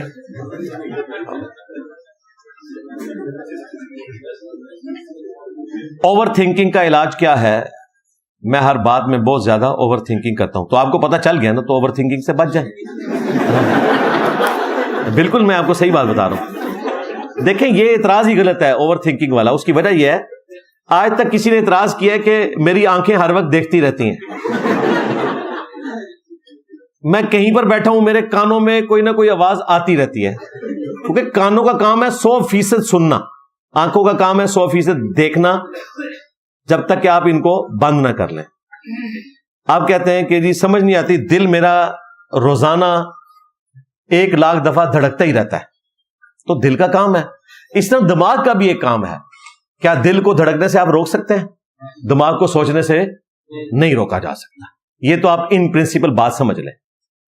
جب روک نہیں سکتے تو اس نے تو اپنا کام کرنا ہے, تو جب وہ اپنا کام کر رہا ہے تو اگر وہ کنٹرول میں نہیں آ رہا تو آپ اپنے دماغ کو کسی ایسے کام میں مصروف کریں گے کہ جس سے وہ اوور تھنکنگ سے باز آ جائے. اسے آپ مصروف کریں, کسی دوسرے کام میں لگا دیں, پازیٹو کام کے اندر. دوسری بات یہ ہے کہ جب اللہ پر توکل کی کمی ہوتی ہے نا, تو پھر انسان مستقبل کے بارے میں خدشات سوچتا رہتا ہے, اور جو آپ سوچتے ہیں بعض اوقات آپ کے ساتھ ہو بھی جاتا ہے, اور پھر آپ گلہ شکوہ کرتے ہیں میں تو پہلے ہی سوچ رہا تھا نہ ہو جائے. تو بھائی ظاہر ہے کہ جب بھی آپ کوئی کام کرتے ہیں تو پازیٹو یا نیگیٹو رزلٹ تو نکل سکتا ہے. ہمیشہ پازیٹو رزلٹ نہیں آئے گا, ہمیشہ نیگیٹو نہیں آئے گا. تو آپ محنت کریں, جو صحیح مسلم میں حدیث ہے, اے ابو ہریرہ جو چیز تجھے نفع دے اس کے لیے پوری کوشش کرنا, سستی نہ کرنا, کاہلی نہ کرنا, اللہ سے مدد طلب کرنا. اس کے باوجود اگر تیری مرضی کا رزلٹ نہ آئے تو پھر کہنا جو اللہ کی مرضی. تو اپنی ایفرٹ فل پٹ کرنی ہے, پھر اللہ سے مدد بھی طلب کرنی ہے. دونوں چیزیں پیرلل میں چلیں گی. صرف محنت کرنے سے کچھ نہیں ہوگا, صرف دعا کرنے سے کچھ نہیں ہوگا. یہ پیرلل میں دونوں چیزیں چلیں گی. اللہ پر توکل کریں تو انشاءاللہ معاملات آسان ہو جائیں گے. ابھی یہ جو ڈاکٹر جاوید اقبال صاحب ہیں, ان کا اپنا یوٹیوب چینل ہے, انہوں نے اس پہ بڑی اچھی ویڈیو بنائی ہوئی ہے اوور تھنکنگ کے اوپر, 10-12 منٹ کی, 3-4 مہینے پہلے انہوں نے اپلوڈ کی تھی. اس پہ 1 ملین سے زیادہ ویوز آ چکے ہیں. اوور تھنکنگ اور ڈاکٹر جاوید اقبال آپ لکھیں, وہ ویڈیو کھل جائے گی. وہ میڈیکل ڈاکٹر بھی ہیں, دینی شغف بھی رکھتے ہیں, اور 10-12 منٹ میں انہوں نے اس کا پورا سلوشن میڈیکل بھی سوشل بھی آپ کے سامنے رکھ دیا ہے. یہ ویڈیو آپ نوٹ کر لیں, چونکہ انہوں نے بڑے اچھے انداز میں سمجھایا ہوا ہے, اس لیے میں اس پہ زیادہ تفصیل سے نہیں بولتا. آپ وہ ویڈیو ضرور دیکھیں. تقابل ادیان کے اوپر کوئی بہترین سی کتب بتائیں, میں تقابل ادیان کا طالب علم ہوں. پہلے بھائی قرآن و سنت آپ کر لیں. تقابل ادیان پہ تو آپ اس وقت پہنچیں گے جب آپ مسلمانوں کے فرقوں کا تقابل کر کے کسی حق پہ پہنچ چکے ہیں. اگر آپ یہ کر چکے ہیں تو پھر آپ ضرور سٹڈی کریں. اس کے لیے بہتر یہ ہے کہ آپ ڈاکٹر ذاکر نائک کی ویڈیوز دیکھیں, اور احمد دیداد صاحب کی, وہ بیسٹ ذریعہ ہے مختلف ریلیجن کو سٹڈی کرنے کا. اس سے آپ کو ان بکس کے ریفرنسز مل جائیں گے, پھر آپ PDF کی شکل میں ان چیزوں کو ڈاؤن لوڈ کر سکتے ہیں. ویڈیو کی شکل میں یہ بہترین ایفرٹ ہوئی ہوئی ہے. شیعہ اسلام پھرتے وقت رفع الیدین کرتے ہیں, جبکہ سنت صحیح میں رسول اللہ صلی اللہ علیہ وآلہ وسلم نے اختتام پر رفع الیدین کرنے سے منع فرمایا. نہیں, وہ جو آپ نے منع فرمایا تھا وہ یہ والا رفع الیدین نہیں تھا, وہ یہ والا رفع الیدین تھا. وہ دائیں بائیں ہاتھ میں لاتے تھے, وہ یہ والا تھا, سرکش گھوڑوں کی دموں والا, یہ والا نہیں تھا. اس کے اوپر اہل سنت کے ہاں بھی روایتیں ملتی ہیں, اہل تشیع کے ہاں مضبوط روایتیں ہیں, لہٰذا کوئی فرق نہیں پڑتا. شیعہ کے ہاں دونوں طریقے سے نماز مکمل ہو سکتی ہے, سلام کے ذریعے بھی اور اللہ اکبر کہہ کے تکبیرات کے ذریعے. ہم فرض نماز یا نفلی نماز کے بعد بھی اذکار کیے جا سکتے ہیں. فرض نماز کے بعد اسپیسیفکلی سلام پھیرنے کے بعد ہم بھی اللہ اکبر کہتے ہیں. بخاری مسلم میں حدیث موجود ہے. دین ابراہیمی اور دین محمد میں کیا فرق ہے؟ کوئی فرق نہیں ہے. نبی علیہ السلام دین ابراہیمی کے اوپر ہے. بل ملت ابراہیم حنیفہ وما کان من المشرکین. دین ابراہیمی کے ہی کسٹوڈین ہے محمد رسول اللہ صلی اللہ علیہ وآلہ وسلم. باقی شریعت میں کوئی فرق ہو سکتا ہے. دین ابراہیمی کے اوپر موسیٰ علیہ السلام بھی تھے، لیکن ان کی شریعت میں اور شریعت محمدیہ میں فرق ہے بعض چیزوں کا.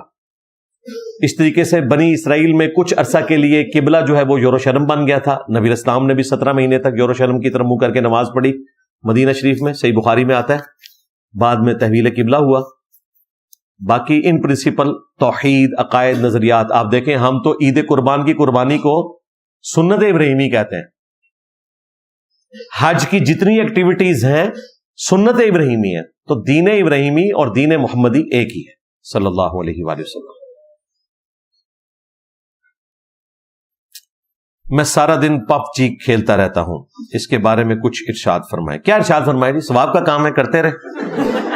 بس نماز قضا نہ ہو، جماعت سے نماز پڑھتے رہیں، باقی معاملات صحیح طریقے سے اپنی تعلیم کو بھی لے کے چلیں، باقی معاملات کو بھی لے کے چلیں. ماں باپ کوئی کام کہیں تو وہ بھی آپ ٹائم پہ کریں، اور پھر آپ جتنا مرضی کھیلیں، کوئی حرج نہیں ہے.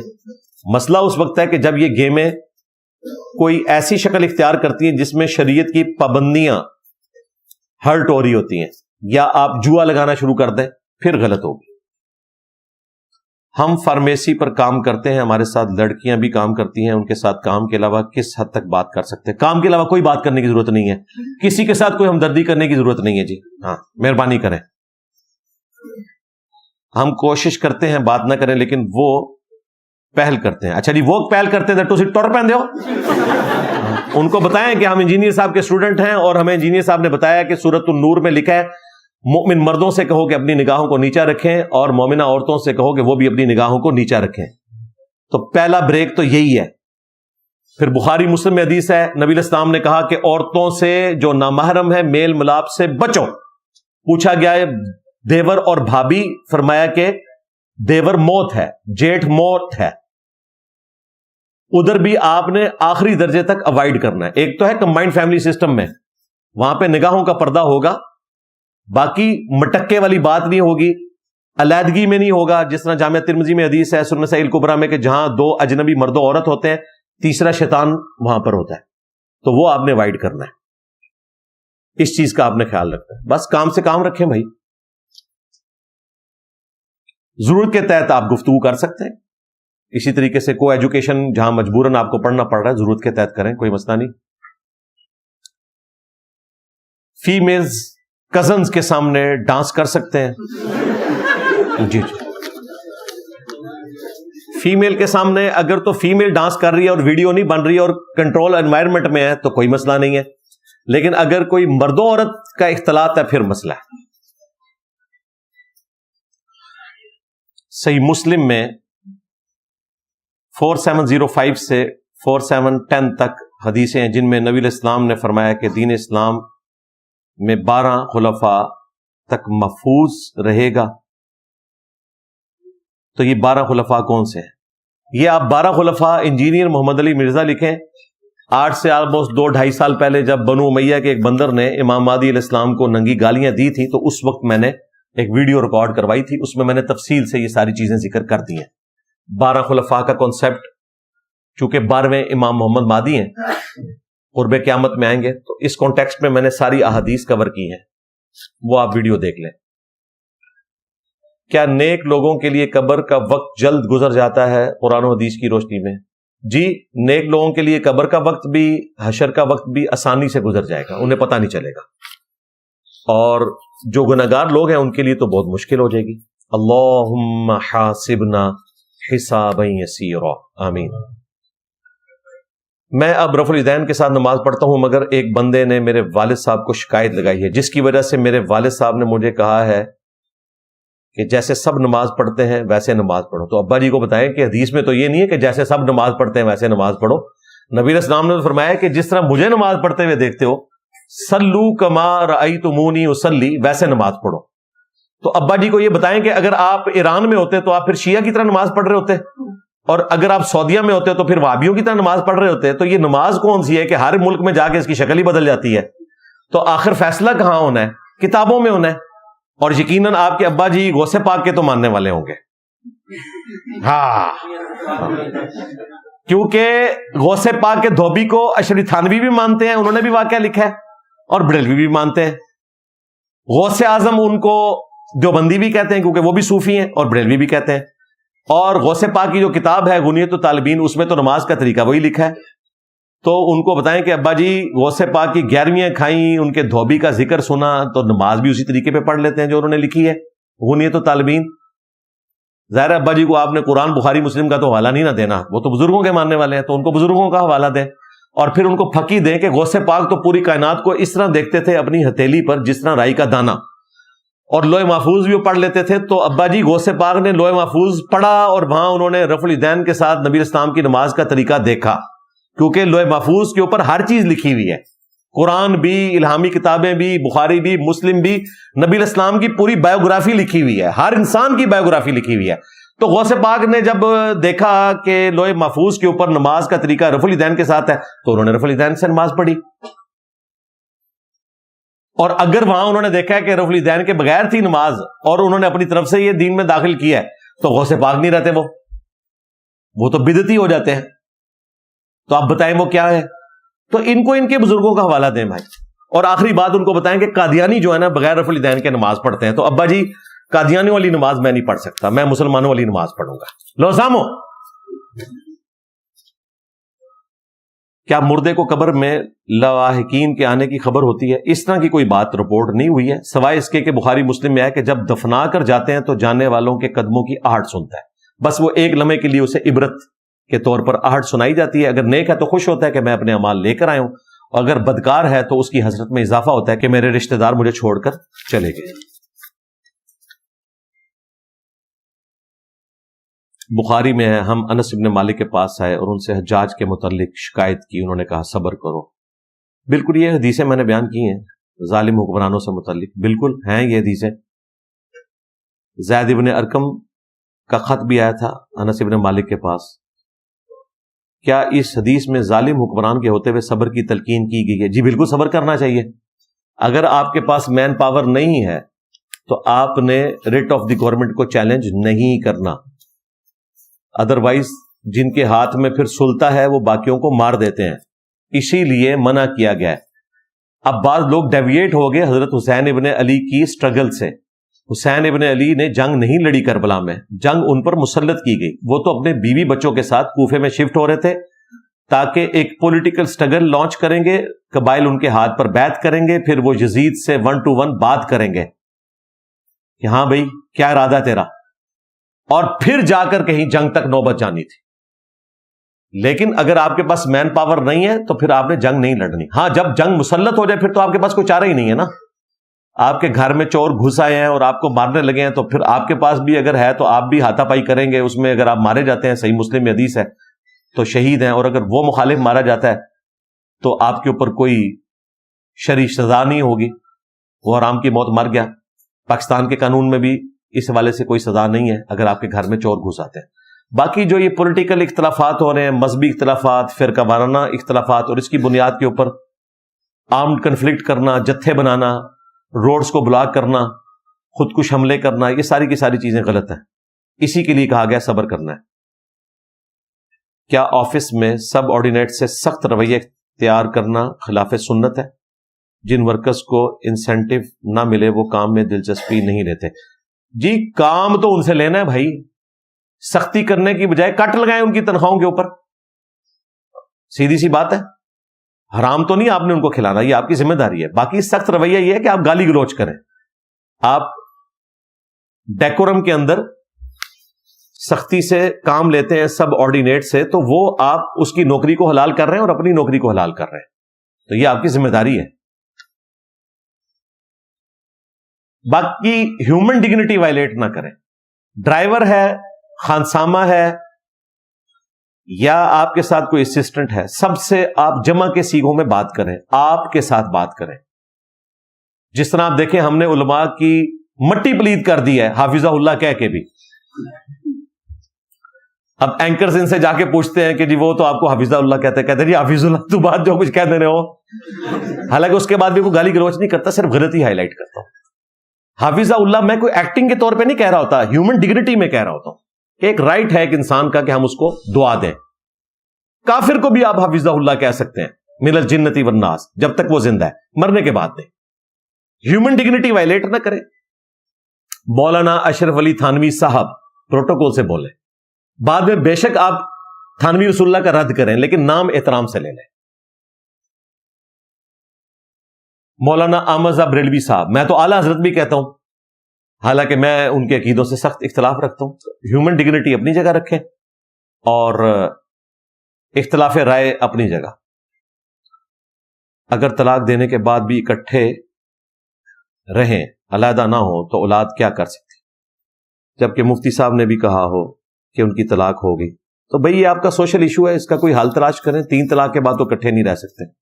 اگر آپ کو ایشو ہے کوئی, تو ماں کو ایک بیٹے یا بیٹی کے پاس رکھ لیں اور باپ کو دوسرے کے پاس, بال وہ اکٹھے نہیں رہ سکتے. یورپ میں تعلیم حاصل کرتے وقت اسلامک طور پر کیسے زندگی گزارنی چاہیے؟ جی یورپ میں جا کے کوئی اسلام اور تو نہیں ہو جاتا. یورپ کو پتہ نہیں آپ نے کیا بنا کے پیش کر دیا بھائی. جو بے نمازی ہیں وہ یہاں بھی بے نمازی ہیں, یورپ میں بھی بے نمازی ہیں. جو نمازی ہیں وہ یہاں پہ بھی نمازی ہیں, وہاں پہ بھی نمازی ہیں. باقی زیادہ سے زیادہ وہاں بے حیائی کے جو مواقع ہیں وہ زیادہ آسانی سے اویلیبل ہیں ایز کمپیئر ٹو ہمارے ملکوں کے. ویسے تو اب یہاں بھی تھوک کے حساب سے سستے داموں اویلیبل ہے برائی ایز کمپیئر ٹو یورپ امریکہ کے, لیکن یہاں پھر بھی سوشل بیریئر ہے, بہت اچھا ماحول ہے. اس پوائنٹ آف ویو سے لوگ پوچھ رہے ہوتے ہیں. تو بھائی ہم تو آپ کو یہی کہتے ہیں, ایک تو رزق حلال کی کوشش کریں, نمازوں پر پابندی رکھیں, نظروں کی حفاظت کریں. بس یہ 3 چیزیں آپ رکھیں تو انشاءاللہ تعالیٰ آپ کے لیے آسانی ہے. میں یہ کیا ہے, فائیور پر فری لانسنگ, فائیور لفظ ہے, ہاں کرتا ہوں. لوگوں کی ویڈیو ایڈیٹنگ کرتا ہوں, میوزک بیک گراؤنڈ ہوتا ہے, کیا یہ درست ہے؟ کون سی ویڈیوز کی ایڈیٹنگ کرتے ہیں جی یہ؟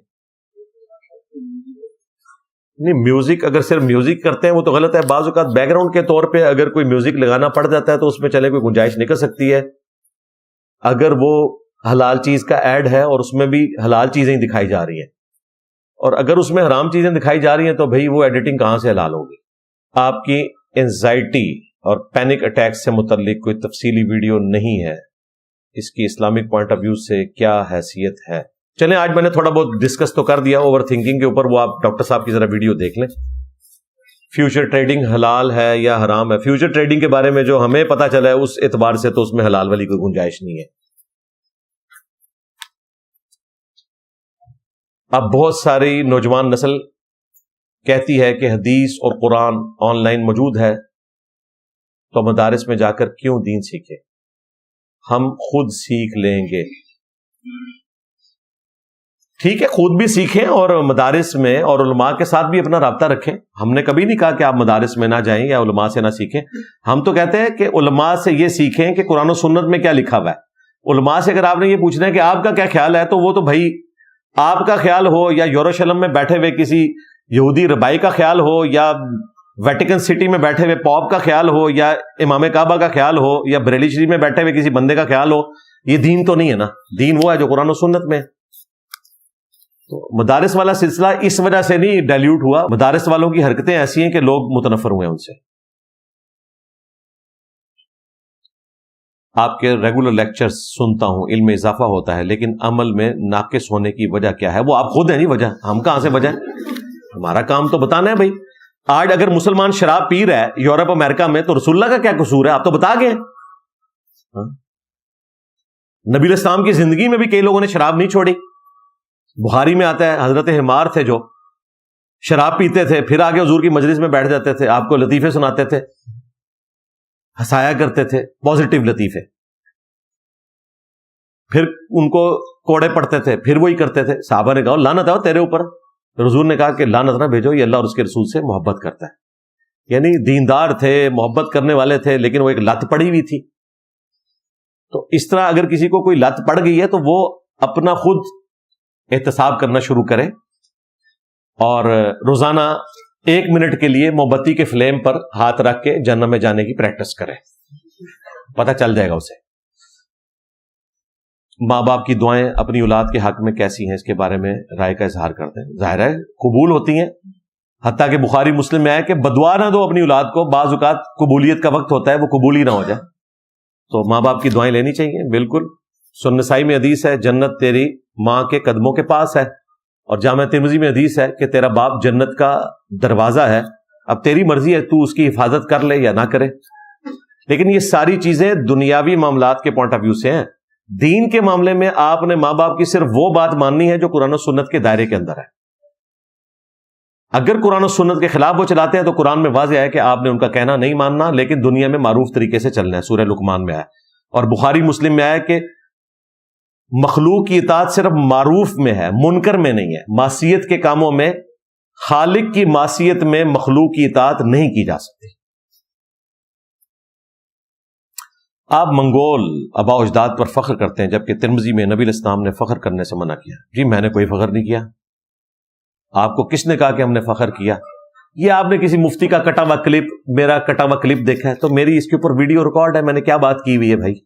کوئی فخر نہیں کیا۔ یہ میں نے کہا ہے کہ منگول جب کافر تھے تو تمہارے بڑوں کے جنہوں نے شرک پھیلایا ان کے قابو نہیں آئے، اور جب اللہ نے ان کو اسلام کی دولت دی تو تمہارے بابوں کو ختم کر دیا۔ اس میں کون سے فخر والی بات ہے؟ اگر فخر ہوتا تو میں ان کے کفر کے اوپر فخر کر رہا ہوتا، ان پہ فخر نہیں کیا۔ تمہارے بابوں کے ٹرانسجینڈر ہونے کے اوپر تمہیں ٹانٹ کروائی ہے کہ کوئی بابا جو ہے نا وہ نگاہ مار کے منگولوں کو ختم نہیں کر سکا، اپنے مریدوں کو جلا کے راکھ کرتے رہے، منگولوں نے ان کو ذبح کر دیا۔ اور وہ بھی قابو اگر آئے ہیں سلطان رکن الدین بیبرس کے، تو وہ ایک جنگجو تھا، مملوک ایمپرر، وہ افریقہ میں ایک جا کے وہ جنگ ہارے اور پھر ان کا ڈاؤن فال شروع ہوا۔ بابوں کے قابو نہیں آئے، بابے تو انہوں نے چڑ چڑ کے قتل کیتے ہیں۔ تو میں نے اس پوائنٹ آف ویو سے بات کی تھی، اس پوائنٹ آف ویو سے بات نہیں کی ہے کہ ان کے عقیدے درست ہیں، تو یہ آؤٹ آف کانٹیکسٹ میری چیز کاٹی جاتی ہے۔ میں دبئی میں ٹیلرز کا کام کرتا ہوں، رمضان میں کام زیادہ ہوتا ہے، اس کی وجہ سے نمازیں جمع کر لیتا ہوں۔ بالکل کر سکتے ہیں جی، آپ کے لیے آسانی ہے نا، نبی علیہ السلام نے امت کے لیے آسانی دی ہے۔ بھائی اور بھابھی کے ساتھ بہنوں کا کیا رویہ ہونا چاہیے؟ بھئی ہر رشتے میں اچھا رویہ ہونا چاہیے جی، نند ہو کوئی ہو، بس صرف یہ خیال رکھیں کہ نندوں کا یہ کام نہیں ہے ایک ایک مہینے کے لیے 4 بچے اٹھا کے تو ماں باپ کے گھر آ کے بیٹھ جائیں اور اپنے بچوں کے برتن بھی اور اپنے برتن بھی اپنی بھابھی سے دھلوائیں اور اوپر سے اس کو سلواتیں سنائیں کہ میرے ماں باپ کو تو نے اس حالت میں رکھا ہوا ہے، تجھے شوق ہے بھائی اپنے ماں باپ کو اپنے ساتھ لے جا۔ 3 دن سے زیادہ کسی کے گھر جانے کی ضرورت نہیں بھائی، یہ ذہن میں رکھیے گا، یہ بڑی سخت زیادتی کرتے ہیں۔ ہاں اگر آپ ہیلپ آؤٹ کرتے ہیں، اپنے کام بھی کریں، تو آپ کو ویلکم کہا جائے گا، اور ویسے بھی اتنے لمبے عرصے کے لیے کسی کے گھر جا کے رہنے کی ضرورت ہی نہیں ہے۔ یقین کریں ہمیں تو کسی کے گھر نیند بھی نہیں آتی۔ میری شادی کو الحمدللہ 21 سال ہونے والے ہیں، میں نے ایک رات بھی اپنے سسرال نہیں کاٹی، حالانکہ واکنگ ڈسٹینس پہ گھر ہے۔ کئی ایک مواقع آئے ہیں، بیوی بچے وہیں تھے، میں ادھر ہی رہوں، عجیب لگتا ہے خود۔ چلے اس کے لیے تو ایک اٹریکشن ہے نا، اس کے ماں باپ کا گھر ہے، تو یہ ذرا آپ بھی دیکھا کریں کہ آپ مہمان اللہ کی رحمت بن کے آئے یا آپ زحمت بن کے آئے ہیں کسی کے لیے۔ نبی علیہ السلام نے جو کھڑا ہو کر پانی پیے گا اس کے ساتھ شیطان پانی پیتا ہے، کیا ہے درست؟ یہ نہیں ہے، نبی علیہ السلام نے کہا تھا کہ جو کھڑا ہو کر پانی پیے اسے چاہیے وہ کیا کرتے۔ یہ مسلم کی حدیث ہے، یہ منسوخ ہے، بعد میں حکم آ گیا کہ کھڑے ہو کر آپ پانی پی سکتے ہیں، وہ بخاری میں مولا علی علیہ السلام نے نبی علیہ السلام کے حوالے سے بیان کیا۔ اسی طریقے سے پہلے آگ پہ پکی ہوئی چیز کھانے سے وضو ٹوٹ جاتا تھا، صحیح مسلم میں آتا ہے۔ پھر مسلم شریف میں حدیث ہے نبی علیہ السلام نے آگ پہ پکی ہوئی چیز کھائی اور اس کے بعد وضو کا اعادہ نہیں کیا۔ اسی طریقے سے صحیح مسلم میں آتا ہے پہلے ہر نماز کے لیے الگ وضو کرنا پڑتا تھا، پھر نبی علیہ السلام نے فتح مکہ کے موقع پر ایک وضو سے کئی نمازیں پڑھائیں اور کہا کہ اب اجازت ہے، اگر آپ کا پہلے وضو ہے تو دوبارہ وضو کرنے کی ضرورت نہیں ہے۔ ویسے قرآن میں جو اشارہ ملتا ہے وہ یہی ہے کہ جب نماز کے لیے کھڑے ہو تو وضو کر لیا کرو، لہذا جو سنت کو احادیث کو نہیں مانتے ان کو تو ہر نماز کے لیے الگ وضو کرنا چاہیے، یہ آسانی ہمارے لیے ہے۔ تو پھر وہ کہ نہیں جی پہلے وضو ہو تو پھر ضرورت نہیں، جی قرآن میں نہیں لکھا ہوا، قرآن میں تو لکھا ہے جب نماز کے لیے کھڑے ہو تو وضو کرو، یہ نہیں لکھا ہوا کہ اگر وضو نہ ہو تو پھر کرو، تو پہلے حکم بھی یہی تھا۔ سنت میں مزید اس کی آسانی آئی کہ اگر پہلے وضو ہے تو اب نہ کرو، پہلے یہ تھا کہ پہلے ہو تب بھی کرنا ہے، ہر نماز کے لیے الگ وضو کرنا ہے۔ افضل آج بھی وہی ہے، صحابہ کرام اس کا اہتمام کرتے تھے، وضو کے اوپر وضو کو نور علی نور سمجھتے تھے۔ برائی کے بدلے میں برائی کس حد تک کر سکتے ہیں؟ مثلا کسی نے اچھی چیز کہہ کر 2 نمبر چیز دے دی تو کیا اس کے بقیہ پیسے ہضم کر سکتے ہیں؟ اب ریشو پروپورشن کیا ہے وہ دیکھنا ہوگا، تو اس کو بتائیں آپ کہ بھئی تم نے میرا اتنا نقصان کیا ہے، اتنے پیسے میرے پاس تمہارے پڑے ہوئے ہیں، یہ برابر بنتے ہیں، یا یہ اتنے فالتو بنتے ہیں، یہ رکھ لو، باقی میں نہیں تمہیں واپس کروں گا۔ اس قسم کا کوئی آپ کریں تو اس کی کوئی گنجائش ہو سکتی ہے۔ باقی جو عام معاملات ہیں نا وہ جوڈیشری کے تھرو ہوں گے۔ اسٹڈی ویزا پر یورپ وغیرہ جا کر غیر قانونی طور پر کام کرنا اور اس کی کمائی کی کیا حیثیت ہے؟ یہ آئے دن سوال آتا ہے۔ بھائی آپ کو بھی پتا ہے کہ یہ غلط ہے، اس چیز کو اوائڈ ہی کرنا چاہیے۔ شرعی طور پر جو آپ عہد کرتے ہیں اس عہد کی پاسداری آپ نے کرنی ہے، اور ظاہر ہے جب سے نیشن سٹیٹس بنی ہیں آپ نے عہد کی پاسداری کرنی ہے۔ اسمگلنگ کرنا بھی حرام ہے، کہتے ہیں کہاں لکھا ہے؟ قرآن میں لکھا ہے عہد کو پورا کرو، تم سے عہد کے بارے میں پوچھا جائے گا، سورہ بنی اسرائیل۔ اور مسند احمد میں حدیث ہے جو عہد پورا نہیں کرتا اس کا کوئی دین ایمان نہیں ہے۔ اس لیے آپ دیکھیں ٹی ایل پی سے میرا کتنا اختلاف ہے، لیکن اس وقت جب گورنمنٹ نے اسٹیبلشمنٹ نے وعدہ خلافی کی ٹی ایل پی والوں کے ساتھ تو میں نے اپنے پلیٹ فارم سے کہا تھا کہ آپ نے جو معاہدہ کر کے توڑا ہے یہ آپ نے غلط کیا ہے، یہ حرام ہے۔ اتنا جگرا ہونا چاہیے کہ آپ سچائی کے لیے کھڑے ہوں۔ کیا کسی غلط کام کی وجہ سے کیے گئے اچھے کام کا بھی ثواب ملے گا؟ مثلاً حرام رشتے میں رہتے ہوئے لڑکی کے کہنے پر نماز شروع کر دینا، یہ تو پھر آپ فضائل سننا شروع کر دیں گے کہ جی فلاں لڑکی کے ساتھ میرے یعنی ناجائز تعلقات ہیں، اس کی مجھے یہ فائدہ ہوا ہے کہ میں نے نماز شروع کر دی ہے۔ تو وہ نماز ہی کیا ہے جو آپ کو بے حیائی اور برائی کے کاموں سے نہیں روک رہی؟ لو سامو، تو نماز کا پہلا رزلٹ یہ آنا چاہیے کہ وہ دوستی ختم۔ اگر تو ختم ہو گئی ہے تو پھر آپ کی نماز قبول ہو رہی ہے، مبارک ہے۔ عثمانی گروپ والے ہمیں کافر سمجھتے ہیں، ہمارے پیچھے نماز ہمارے جنازے بھی نہیں پڑھتے، کیا ہم ان کے ساتھ ایسا ہی رویہ کریں؟ نہیں، آپ وہی کریں جو خارجیوں کے ساتھ ہونا چاہیے کہ نماز بھی پڑھیں گے، سلام کا جواب بھی دیں گے، قتل و غارت میں اور تکفیر میں شامل نہیں ہوں گے۔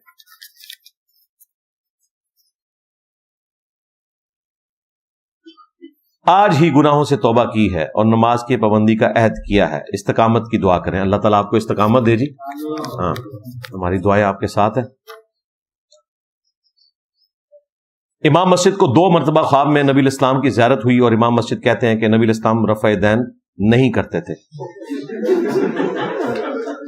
اس کا میں نا اگر علمی جواب دوں نا تو میری ویڈیو ریکارڈ ہے خواب میں دیدار مصطفیٰ صلی اللہ علیہ وآلہ وسلم، وہ آپ دیکھ لیں۔ آپ کے امام صاحب کے لیے جواب ہے کہ غوث پاک کو 7 دفعہ بیداری میں نبی الاسلام کی زیارت ہوئی ہے، بقول آپ کے، اور غوث پاک بھی آپ کے، ہمارا کوئی لینا دینا نہیں۔ اور 6 دفعہ مولا علی کی زیارت ہوئی ہے، 7 دفعہ نبی الاسلام نے اپنا لعاب دہن ان کے منہ میں ڈالا اور 6 دفعہ مولا علی نے ڈالا، احتراماً 1 دفعہ کم۔ یہ غوث پاک کے فضائل میں بیان کیا جاتا ہے۔ آپ کے امام صاحب کو 2 دفعہ زیارت ہوئی ہے، غوث پاک کو 7 دفعہ ہوئی ہے، کس کی؟ نبی الاسلام کی، 6 دفعہ مولا علی کی۔ انہوں نے تو مولا علی کو اور رسول اللہ کو رفع الیدین کے ساتھ نماز پڑھتے ہوئے دیکھا ہے، اس لیے انہوں نے اپنی کتاب میں رفع الیدین والا طریقہ لکھا ہے۔ تو اب آپ اپنے امام صاحب کو بتائیں کہ غوث پاک کا خواب جھوٹا ہے یا آپ کا؟ اور ٹائم قیامت تک ہے، جواب چاہیے بولو۔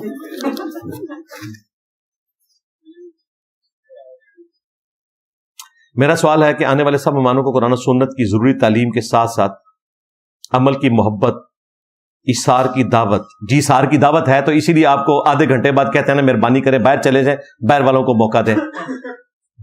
یہ کس کی پرچی ہے جی؟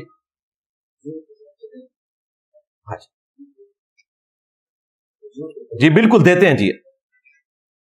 جہالت کے خلاف جہاد، جی جہالت کے خلاف اگر ہوا ہے، میرے علم میں تو ہمارے پلیٹ فارم سے ہوا ہے۔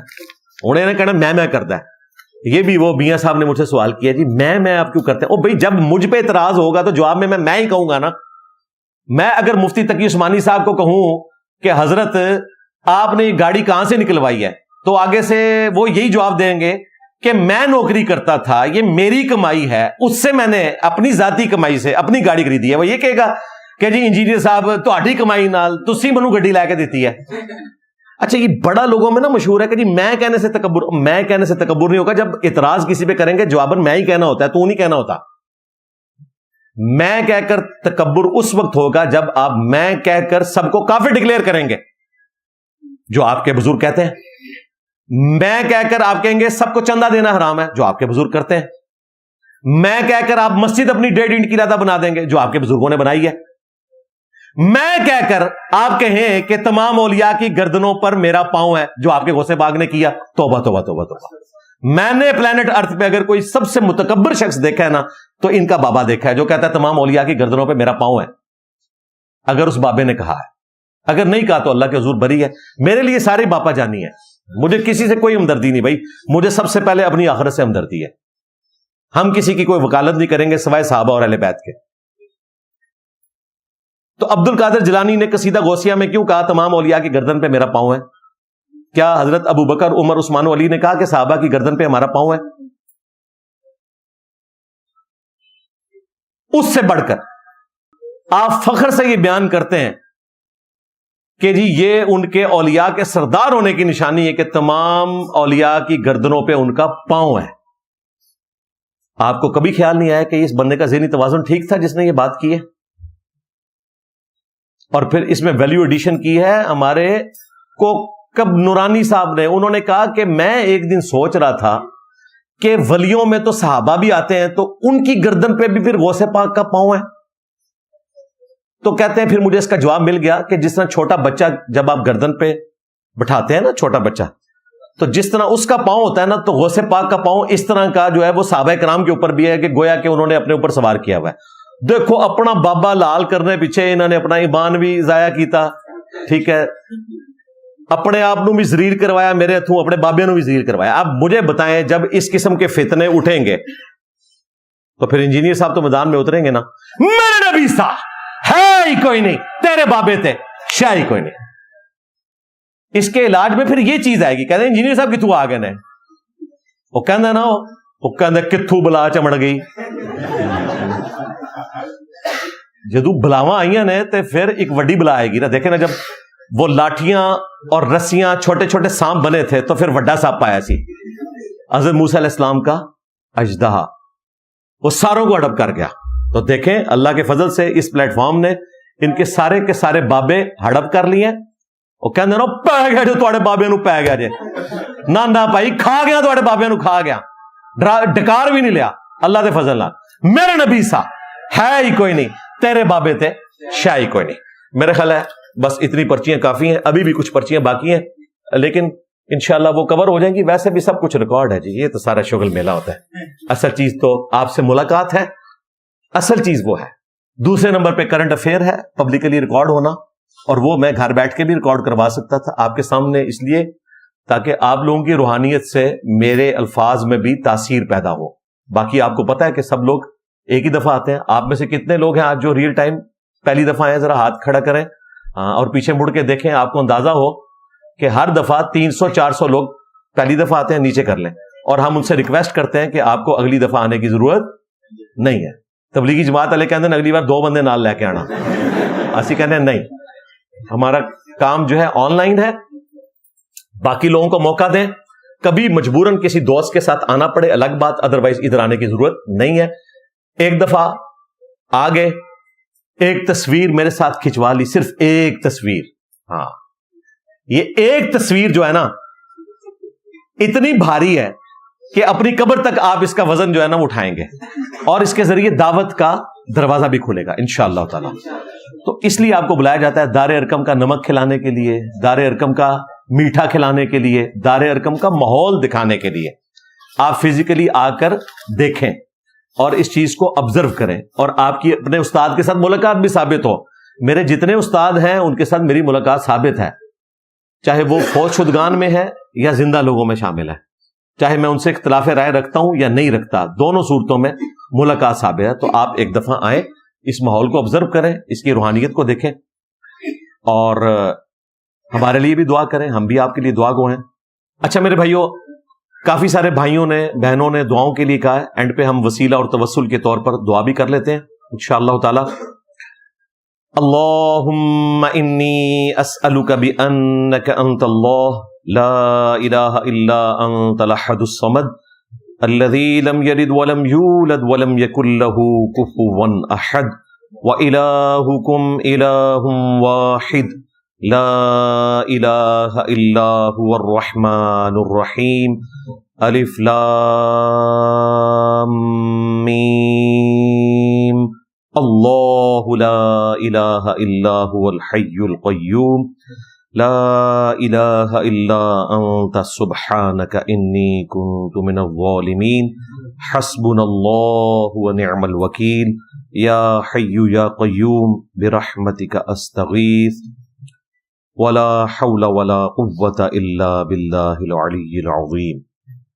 اللہم صلی علی محمد وعلی آل محمد رب ارحمہما کما ربیانی صغیرا ربنا هب لنا من ازواجنا وذریاتنا قرۃ اعین وجعلنا للمتقین اماما اللهم اغفر لحينا وميتنا وشاهدنا وغائبنا وصغيرنا وكبيرنا وذكرنا وأنثانا اللهم من أحييته منا فأحيه على الإسلام ومن توفيته منا فتوفه على الإيمان اللهم ربنا آتنا في الدنيا حسنة وفي الآخرة حسنة وقنا عذاب النار ربنا آتنا من لدنك رحمة وهيئ لنا من أمرنا رشدا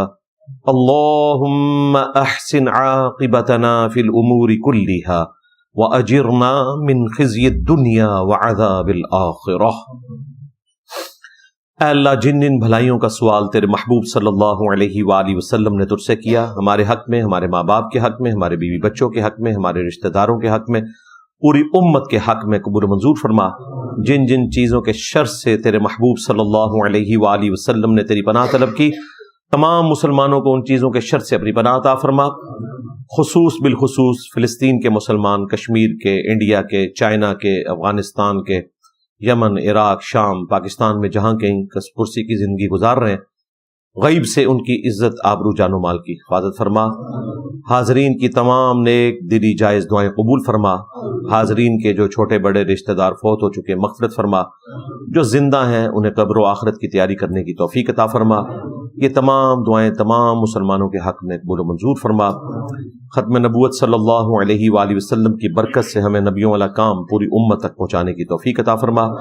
سبحان ربک رب العزت عما یصفون وسلام علی المرسلین والحمد للہ رب العالمین وصلی اللہ علی النبی الکریم وعلی آلہ واصحابہ اجمعین الی یوم الدین آمین۔